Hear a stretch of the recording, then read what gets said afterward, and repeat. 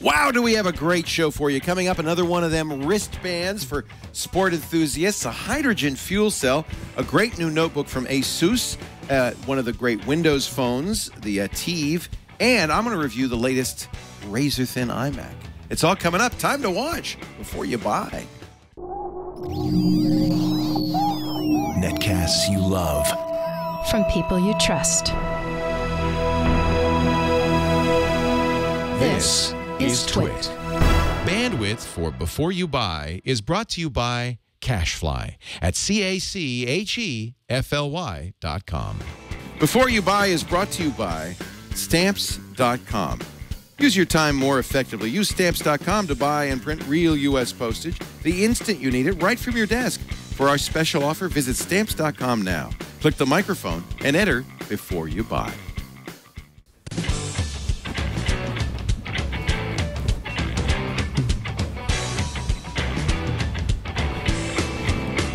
Welcome to Before You Buy. This is Twit's product review show where we get great stuff. Shannon gets all the great stuff. Shannon Morris gets the great stuff. And we parcel it out to various staff members, get their opinion on it, their review on it. We've got, boy, Shannon, you got 1, 2, 3, 4, 5, 6 products today. And if you include Sarah's iPhone case roundup, you got like 80.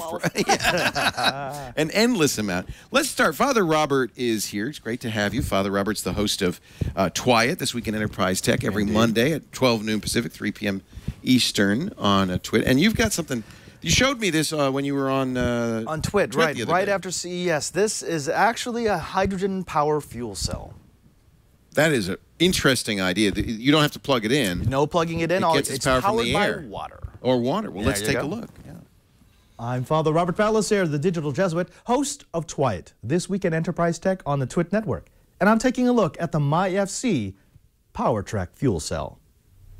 The PowerTrekk is a hybrid hydrogen fuel cell and battery backup by Swedish company MyFC. The unit is 5 inches long, 2.5 inches wide, 1.5 inches tall, and weighs less than a pound. The PowerTrekk is really two products in one. The first is a 1500 mAh lithium-ion battery contained within the same housing that holds the fuel cell assembly. 2 buttons and a series of LEDs to the front of the PowerTrekk allow you to check the charge level of the lithium-ion battery and to start charging a connected device.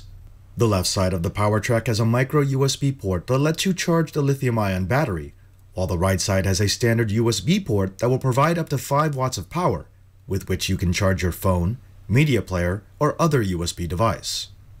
The second part of the PowerTrekk is a 2-stage hydrogen fuel cell. It generates power by first combining water with sodium silicide, releasing hydrogen that is forced into the fuel cell, where it is diffused across a proton exchange membrane, stripping off the hydrogen atom's electrons as the protons pass through the membrane, creating usable electricity and water. It sounds like magic, but actually, it's science!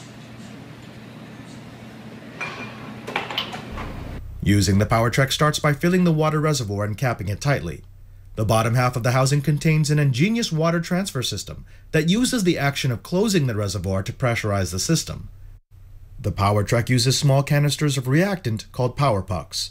Each power puck, about 2 inches in diameter, is a sealed container of sodium silicide with a valve at the top that creates a seal with the fuel cell and a silicone membrane at the bottom to allow the introduction of water.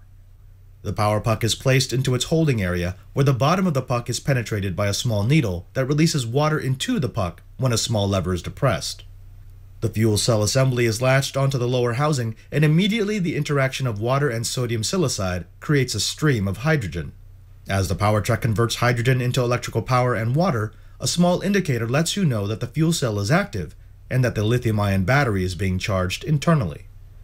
Once the power puck is activated, it will run continuously for 4 hours, generating 4 watt-hours of power that can be used to either charge a USB-connected gadget or top off the lithium-ion battery. Once the power puck no longer has enough reactant to provide the fuel cell with sufficient hydrogen, the PowerTrekk LED will blink to let the user know that it's now safe to remove or replace the power puck. Rinse, repeat, recharge. The MyFC PowerTrekk does really well to bring hydrogen power to the masses, but the question is it for you? Well, to answer that, you have to look at the pros and the cons. And the first pro has to be the overall design of the unit. I love this hybrid assembly. The fact that they've combined a hydrogen fuel cell along with a lithium-ion battery. Because anyone who has used a fuel cell before knows that the biggest problem is that once you start off the reactant, you can't stop. You can't turn this off, which means if you run out of devices to charge or out of batteries to top off, that excess power gets wasted as heat. Not so with the PowerTrekk. Any power that's not immediately used by whatever you're charging will dump into the lithium-ion battery, which you can then use to power your devices later on. It's a very efficient usage of power, and I like that. The second thing has to be the overall, well, size and weight of the device. It is nice and small, it's handheld, it can fit in your bag. In fact, I've bumped this around the world for the last month or so with no ill effects. So it tells me that it's really designed to travel, and it's small enough so that I can do it without it being a burden. The other pro has to be this. As long as you keep this dry and away from getting crushed, you're not going to have to worry about, well, expiring your power. In fact, this is going to outlast most of the devices that you have in your gadget inventory, which means this is ideal, again, for that person who's a survivalist, who's a camper off the grid, or who wants something for a go bag. Now, on the con side, the first thing has to be, well, the design of the seam here. There have been a few times where I've heard a little pop or a little hiss that tells me that hydrogen has been escaping from the cell. That's not cool. I mean, it's not a disaster. It's not going to blow up. It's not going to burn. But what it does tell me is that occasionally, because some grit gets in there, some grime, or because these seams are hard to clean, that it's wasting hydrogen that should be going into powering my devices. That fights against the overall efficiency of the unit. Not cool. But the big thing has to be price. $200 to $230 for the unit, $2 each for the puck. At those prices, it becomes far more efficient, far more economical for me to buy several rechargeable batteries and leave them in the places that I'm going to be using them. The car, the home, the office, my bag. In that sense, this is not the charger for the everyman. So, buy, try, or don't buy? It's a split decision. For most people, the overwhelming majority of people, this is a don't buy. It's just too expensive, even with the coolness factor. However, if you are a geek who likes to play with hydrogen, if you are a camper who really does go off the grid, or if you are a survivalist and you want something for your go bag, then this is one of those products that's in a niche market that's served really, really well by this example of hydrogen power. I'm Father Robert Balacer. This is the MyFC PowerTrekk, and this has been Before You Buy. Not the first fuel cell we've seen. It's not, no. There have been things like this on the market. They've all been bigger, and they've all been even more expensive. Yeah. I mean, I agree with your don't buy for the usual average person, but if you need this, it might be worth the money. If you're trekking or something and you absolutely can't lose power, it might be worth it. Right. It's in a weird part in the market where it's small enough where it could be used on an everyday basis, but it's too expensive for an everyday basis. Do you think the price will fall? I think so. The most expensive part has always been the PEM, the proton exchange membrane, because it's got, I believe it's part platinum. It's the catalyst for the reaction. It's the catalyst for the reaction, and that's always been the expensive part. They've figured out how to make it inexpensive, so they can start stacking these and upping the voltages and upping the power Interesting. output. Interesting. Thank you, Father Robert. Robert Balacer. You say Balacer. I'm going to say Balacer. Yeah, Father Robert Balacer. He's the host of This Week in Enterprise Tech every Monday on the Twit Network. Now I'm going to focus over on the other side and say hi to Shannon Morse, who is our producer for the show, Snubs on Twitter. The organized producer. At Snubs. She's very organized, I must say, and also the co-host with Darren Kitchen of the security show that you do on the tech feed. Yes, Threatwire. It's called Threatwire. Yeah. Threatwire. Threatwire. YouTube.com/tech feed. Yes, if that's correct. If you want to watch that. You got a nice looking notebook, and it's just in time for Valentine's Day. Just in time for Valentine's Day, and the whole reason that I picked this one out to review today is because it's bright pink. Does it have to be pink, or do they have other colors for the lid? They don't. It also comes in a nice silver color, too. So for the boys, you can get nice silver. Girls, you can get the bright pink. Or if you're... Not too late, guys, to get this for your honey. That's true. You still got 2 more days. So I have to say, it looks just like a MacBook Air from the side. Doesn't it? With a pink top. It's skinny. It's super skinny. And it's got tons of different USB slots on the side. No optical drive. No optical drive. HDMI. It's got so something the Air doesn't have, which is a VGA connector on the. Is that a VGA connector? Looks like it. Yes, there is one on the other side. Yeah. Another USB port, and then you got your little one for your headphone jack, and then SD your card. SD cards. All right. Yeah, so and now this is a Windows 8 machine. Is it a touch screen? It is. That's what surprised me about this machine is it's bright. The screen is great. It's got a resolution of 1366 by 768, and it's touchscreen, even though it's under $500. Wow. Yeah, it's That's a great price. And I like the fact that it's very bright, and it comes in that resolution because it's at 11 inches, 11.6 to be exact, and I feel like if it was any smaller than that, or the resolution was any larger, it would be way too small for this screen size. Windows 8 also has clear type, and it does a good job with lower resolutions, making them look good on type. Yeah. So now, what do you get? What kind of processor and memory and storage do you get for $500? So it's a little iffy. You get 500 gig hard disk drive, which is great, really big, but it's not a solid state. Very easy to upgrade though. When I looked online a little bit about this, people were saying you can upgrade it with a solid state real quick. 9 screws on the bottom, pop them out, put it in a solid state. Really easy. Easy to upgrade. It's got a 3rd gen i3 processor in it, an Intel. So it is a i3, it's not an i5 or an i7. Little bit slower processing power, but again, that price point is... It's a good price point. It's a great price point. That's 4 gigs not of bad. RAM. Yeah. 4 gigs of RAM, very average. And then it's only 2.9 pounds, and it comes with Windows 8, of course. This would be a great student notebook or anybody on a budget. This is pretty powerful. It's a great economic priced book. Yeah. It's a nice little, and it looks kind of like an Ultrabook. It's only 2.9 pounds, so it'd be great in a little bag. Sorry, Homer Simpson wants my attention. Homer Simpson really likes this one. He's really into the pink color. He loves the pink on the back. Is it a backlit keyboard? It is not, no. So no backlit keyboard. I did notice the touchpad right here. It is a little bit hard to press down whenever you have to put a lot of pressure behind that. So it's not too sensitive, which can be an issue if it's way too sensitive with things. And I also noticed the sound quality is great on here. So people that were wearing your headphones. I don't know why he's still talking to me. I turned him off. If you're wearing your headphones, hold on just a moment. I'm going to turn this up really loud. Okay. You get some music going in here. Okay, now I'll tell you from sitting here, it's loud. It's not exactly deep bass. Yeah. It's obviously sufficient to get Robert dancing. But almost anything gets him dancing. So my pros and my cons about this little guy. Pros, of course, it's small, it's portable, great touchscreen. I'm very happy that they included this at such a cheap price. And it's easy to upgrade with just a couple of screws on the bottom. You can pop in a nice solid state if you wanted to. And of course, the cons is that processor. I don't like the i3. I would never purchase something myself lower than an i5, personally. And that's about it. I got to give this thing a try. It's not for me specifically because I would definitely go for an Ultrabook with higher processing power in it and a solid state already built in. But it's a really good choice for a student or somebody who's a little bit more aware of how much they're pricing. I think that's a great price. Yeah, it's a good one. The touch screen. You like how it looks? It looks a little bit glary. It is a little bit glary. I was using this in a sunny room over the weekend in my friend's apartment, and it was hard to read. Is it washed out at all, or is the color good? No, the color's great. If I go up to the start screen, this is up full brightness, and you can see it's very, very bright, and no washed out that I can see.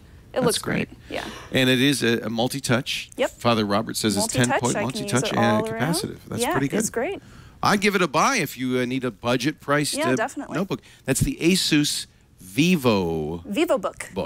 And obviously, if you have the money, you might want a little more power. Yes. But if you're in the under $500 price range, I don't know if you get much better than that. And it's in pink. And it's in pink. I like the pink. A great cheap Valentine's gift, relatively so. Hey, I want to walk over and say hi to Ayaz. Thank you, Shannon. Thank you, Robert. Thank you. And while I'm walking, let me see if we can do this elegantly. I'm going to talk a little bit about our great friends at Stamps.com. Stamps.com is a place to go. There we go. Look, the whole team is scrambling around. I love to do this to them. Throw them.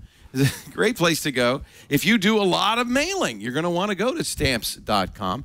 Stamps.com is the pro place for people who do mailing. I'll tell you why. First of all, with Stamps.com, you can buy and print your own U.S. postage. That means you don't have to go to the post office to buy it. The new stamps are coming out. They're going to be expensive.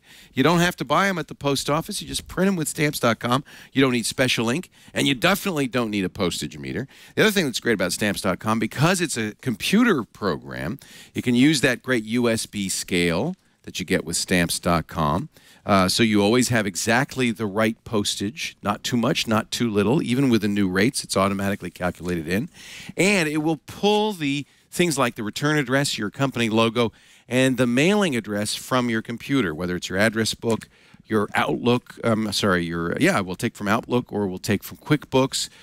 If you're an Amazon or eBay or Etsy seller or PayPal, it could take the information from there. If you're sending priority mail or express mail, it'll automatically send an email if you choose to your recipient with the tracking number. I mean, all in all, this is the pro mailing solution. Now, if you go to Stamps.com, you want to try this, and I do encourage you to try it. It's a no-risk trial offer for the first month.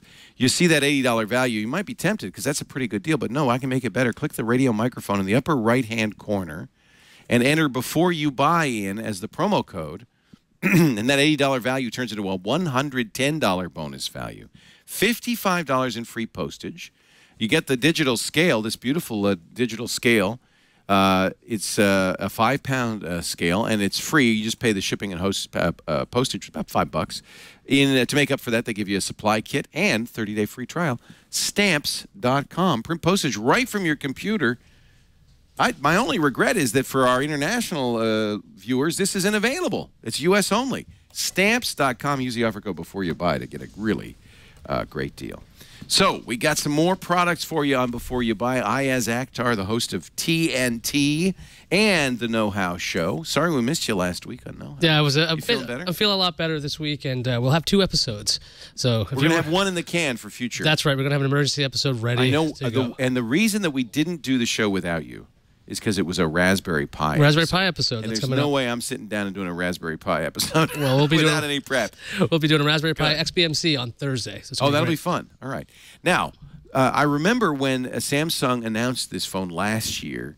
First of all, we had a hard time knowing how to pronounce it. It's ATIV. It's the Samsung ATIV Odyssey. ATIV Odyssey. And it's their Windows 8 phone. And I thought at the time, wow, Samsung does Android. Samsung has their own operating system called Tizen, and they also do Windows Phone. It's interesting. Yeah, this is their budget phone. This is about $50 on contract. You could probably get it for less. I've seen it as little as free or $10 on Amazon. So it's really, really the low-cost option. Is it Verizon only? It's Verizon only. It's 4G LTE, so you got a good connection when it comes to Verizon's network, right? That's the best thing about this phone so far.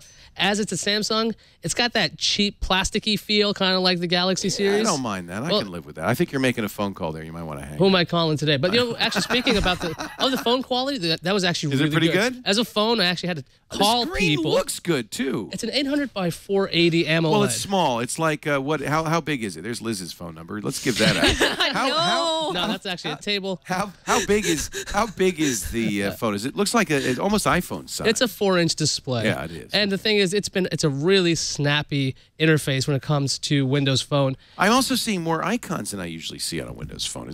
Have they customized that, or is that you? Oh, this was a lot of customization by me. You made those icons smaller. There are a couple of applications that are specific to this phone. I believe there's like a mini diary and like something called Now, which shows you your weather and stocks and things, which I removed because I don't really care to have a mini diary or to do that. So unlike Android, you can really get a pretty vanilla Windows Phone experience on this. Right. You can really take those things away, put it aside. As you can see, the touchscreen really responsive, and it works pretty well. I mean, it's a budget phone, so if you're looking for just something like an entry-level phone, it's pretty good. If you're in the whole Windows Phone universe for a budget phone, it's pretty good. I have to say, I'm impressed. And I think for a first-time smartphone buyer, this might be a good product. Let's get your pros and cons. Sure. On the pros, it's really snappy. I had no performance issues when it came to this device. When it came to running applications, running multiple applications, not really an issue when it came to that. I think Windows, by the way, Windows Phone is very snappy in general. It runs on single-core processors very well. It's tuned better than Right, this is Android Windows Phone 8. I don't know if this one has a dual core or not, but it's the budget one, so I would doubt that. Windows Phone 8 does a great job. The touchscreen is incredibly responsive. I mean, I've dealt with some really bad phones before, and this is not one of them. This has got a great touchscreen. Very nice. And it's low cost. I mean, at $50 at the highest price, that's really cheap. You can get it as low as $0, like I was saying. On the con side, though, I will say I'm not a big fan of this cheap plasticky build. I mean, this thing just it feels like a free phone. I will say that. Yeah. It's got that same plastic back and everything. Right. It looks nicer than it feels. Can you change the battery? Oh, yes, it's got a user replaceable battery. Oh, I like that. And the camera is sluggish. So I'm going to show, trying to take a picture of, like, I guess me. It takes about 1,001, 1,002. Oh, that's ridiculous. 2 seconds when you click the screen. No, the weird thing, though, is if you hit the camera button, it's instant. So I don't know why exactly that's necessary, but the software option is 1, 2, you just miss the action. Right. When it takes photos, it's pretty good. But it will use the physical button. The physical button. All Windows phones will. It's nice to have that button, but to know that it takes that long. That's a bug. That was very, very, it made me very unhappy. When you're trying to take pictures of a moving kid or something, not the best option. Get the picture, yeah. So if this is a try, buy, or don't buy, I got to say this is definitely a try if you're looking just for a decent phone. Right. If you're in the Windows Phone universe, I think it could be a buy because it's such a low-cost phone. But there are so many other competitors out there when it comes to a $50 phone, or even in the Windows Phone universe, the 8X is out there, and that's pretty much the HTC 8X is a great choice. Very hard now, to you don't have as many choices on Verizon, unfortunately, but we like the Lumia, we like the 8X. And, I have to say, the price of the phone is such a small percentage, there's your son, of the total price, given the monthly costs of a phone. People focus on that upfront cost, but really $100 different on the upfront cost. Is this a video? Because I see the numbers there. The videos actually work pretty well. As a video camera, it's pretty good. Even the front-facing camera is pretty good. It's just, like I was saying, the plasticky build and that slow camera when it comes to taking photos. And he was surprisingly he's not moving very much. You can see Liz is moving. Aldrin was cooperating with your photo shoot. When Liz moves, you can see that it gets a little blurry. She bounces. That's the problem. She's a bouncer. I was drinking. I don't want to know. So Ayaz Akhtar, you say try on the ATIV Odyssey. Try out the Samsung ATIV Odyssey. Okay, thank you very much. Ayaz is the host of TNT, 10 a.m. Pacific, 1 p.m. Eastern Time, Monday through Friday, our TWiT News program. And we'll be back Thursday for two No House. Excited. Wow. We're going to work hard on Thursday. Now, let's go across the table. Actually, before we go across, Liz, do you mind if we interrupt a little bit? Because Sarah Lane has, for the last 3 weeks, had a pile this big of iPhone cases in front of her. And I notice it's gone. Is it possible? Did Sarah review those iPhone cases? Let's take a look. Hi, everyone. Sarah Lane here from TWiT, from a variety of shows on TWiT, and I have been tasked with reviewing several iPhone cases. Shannon, Before You Buy's producer, knows that I'm an iPhone person. In fact, I host a show on TWiT about iPhones, i5 for the iPhone, so I'm kind of the perfect person to go through a few of these iPhone cases and just see if, they're worth it. So we're going to start with something called Kava J's iPhone leather case. It's called the Dallas Cognac. It retails for about $35, $34.90 on their website. It's kind of a tight fit, so you're not going to have too many cards in here. Maybe if you have a driver's license, maybe $1 or $2 and a card or two, you can do that. This is nice. Smells like leather, which is I like. I don't know if that would appeal to everybody, but again, for 35 bucks, not so bad. All right, so we're going to move on now to the A-Care Colatio, or Colatio, however you call it, iPhone 5 case. These are all for the iPhone 5 because that's the kind of iPhone I have. This retails for $39.90 on their website, so about the same price. Now, because I had a little trouble with this, it was very tight at first fit. I almost destroyed it. I managed to well, it's not exactly broken, but I managed to stretch it to the point where I don't actually feel like this is going to last as long as it should because the leather ended up coming apart pretty easily. On the inside, obviously, you've got your phone here, and then you've got more of like a wallet area. You've got definitely an area for cash here and some cards as well. Your controls are all easily accessed. The speakers themselves are slightly covered, which just to me feels a little bit janky. Of course, the camera on the back is exposed as well. All right, let's move on to the CM4, which is, at first glance, a very, very, it almost seems like a little cheapy, just cover the back of the iPhone case. It is retailing for $40. So first I go, okay, well, what makes this so special? And then on the back here, obviously, the camera is exposed, and then you've got a little area for, the company says, it's for cash, it's for cards. So let's see how much we could put in here. It certainly works. It's a tight fit. That's good. You obviously don't want your money to be falling out of your iPhone case. But besides that, there's nothing too special about this. You know, it's nice. I'll say that. Finally, let's move on to A-Care iPhone 5 case Super Legera Pro Dual Protection Case. Whatever that means. Okay, well, here's what's kind of interesting about this at first hand. There's two little layers here. Wait, is it breaking? What's going on? Why is it like this? Okay, so here's what's going on in here. Get your phone inside. This outside area is, you know, it's plastic, but it feels pretty substantial. The inside area is a very sort of soft rubber, actually. It feels really substantial. What the company says the two layers are designed for is impact. So basically, you've got this hard shell that protects your phone. It's designed to kind of, you know, hold my phone, you know? So if there's impact, there's almost a little bit of, it gives a little bit. It's sort of like a floating office type thing. So for $20, I feel like this is probably, you know, its form and function is one thing and design is another. This is probably more my speed. I don't know if I want to spend more than, you know, $20 or so on a case. All right, so let's go through these. Try, buy, don't buy. I'm going to go ahead and say for the Kava J, it's nice. The leather smells really good, and that's saying something. It really depends on what kind of style you're looking for. If you want something kind of boho and rugged, maybe this is for you. Go ahead and try it. Moving on to the A-Care Calladio iPhone case, 40 bucks, almost tore it in half. I say don't buy. Doesn't even smell like leather. What's the fun in that? For the CM4, if you like the idea of a small wallet on the go, maybe this is something that you would like to try. But of the four, absolutely for sure, I like the A-Care iPhone 5 case Super Legera Pro because it feels good. It's not that expensive. For $20, I say this is definitely a buy. So you've got some iPhone cases to think about. Hopefully that was helpful. And thanks everybody for watching my Before You Buy review. iPhones for life. She's right. It smells expensive. It does smell like leather. Does it? Yeah, so what? I don't think you should spend much time sniffing your iPhone. Well, I mean, it's just me. I'm just thinking. When you go out and you buy stuff, that's the first thing you do, right? New car smell. One of the things I like about leather is how it smells. Yeah, you're right. I smell my lettuce. This is pretty. Doesn't smell like lettuce, but will cost some lettuce. Sarah Lane's entire review, if that weren't long enough, is on. There's even more. YouTube.com/beforeyoubuy.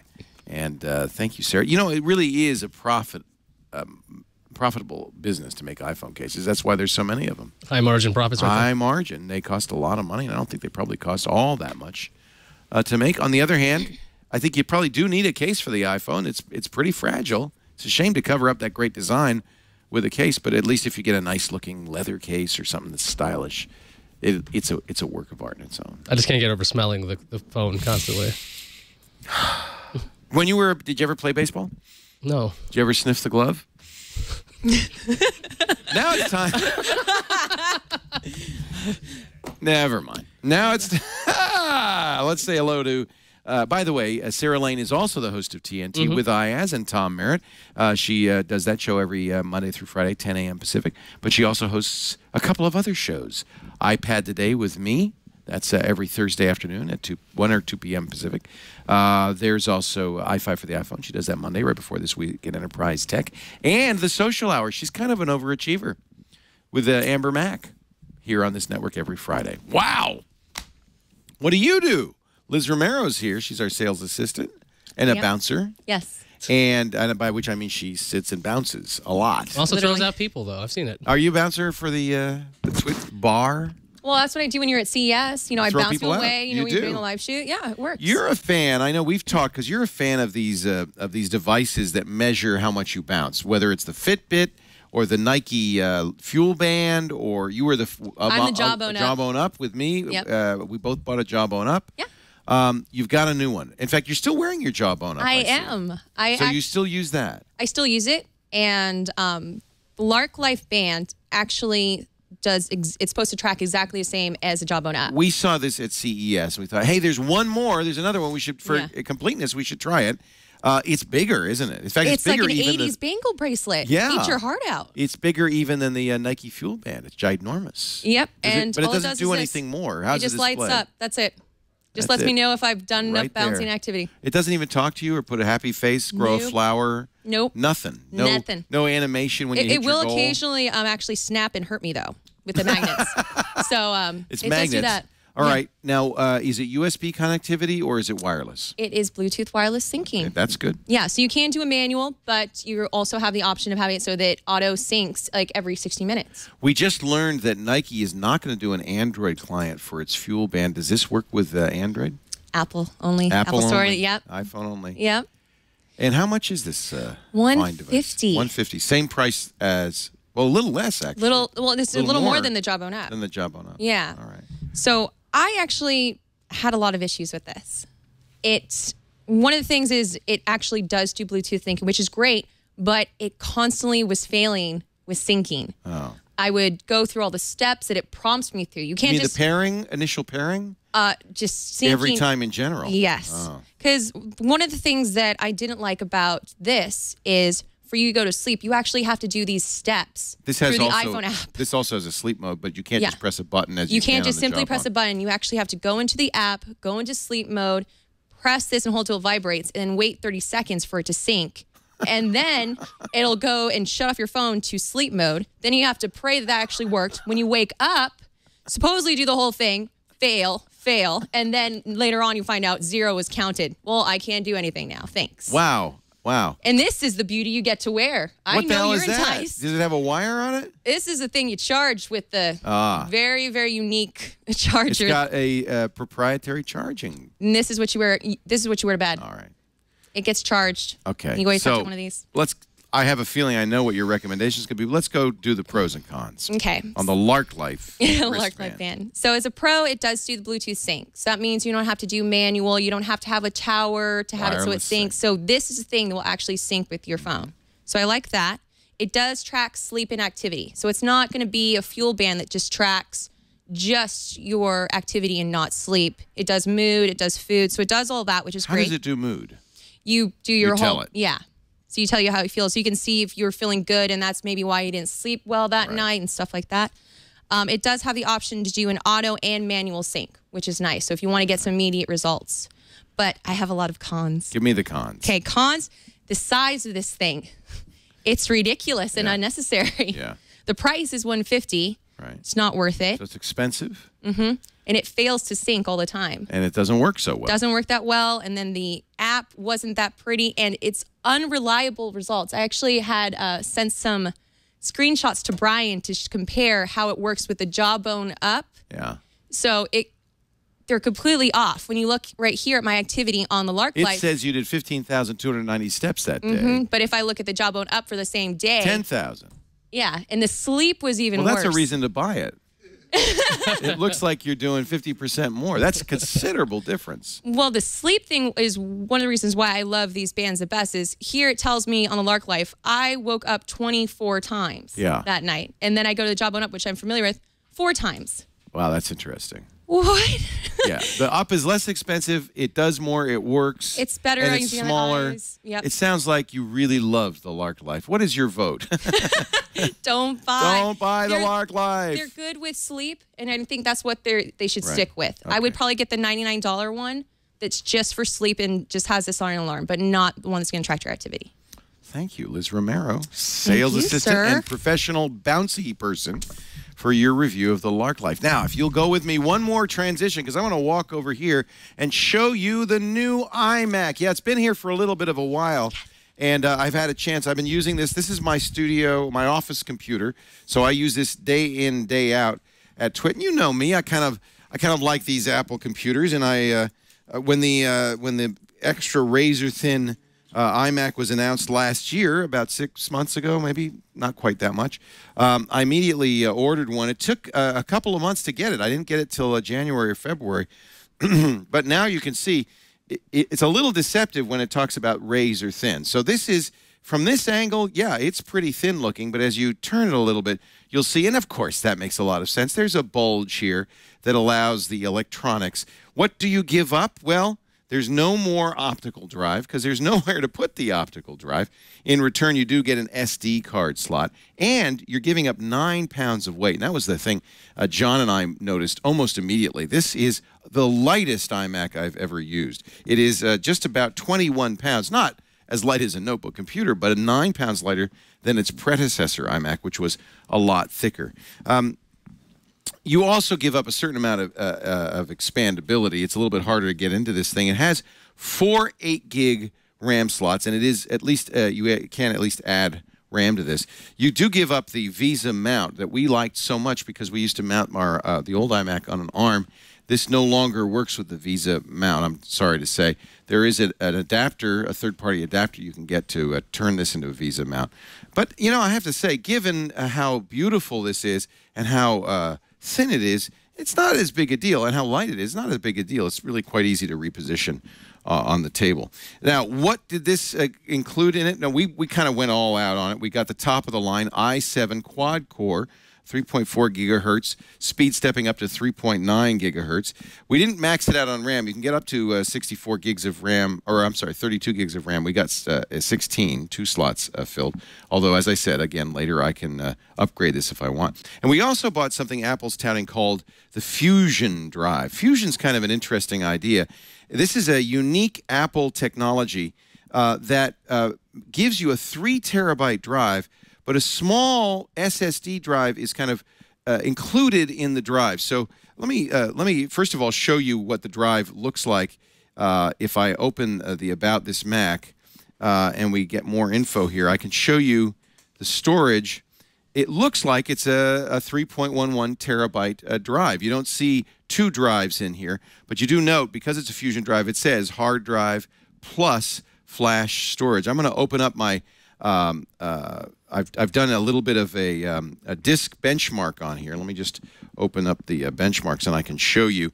I'll compare this to the fastest disk I got, which this is an SSD in my MacBook Retina, which is a very fast SSD from Otherworld Computing. I upgraded it. Let's compare this to the Fusion drive that is built into the new iMac. One of the features of the Fusion drive is the operating system watches as you access data and moves files that you access a lot to the solid-state drive, and it does this all automatically. So you get the benefit of 3 terabytes of storage, and as you can see, most of the speed benefit of an SSD drive. The drive on the left is a full SSD drive, reads at 500 megabytes per second.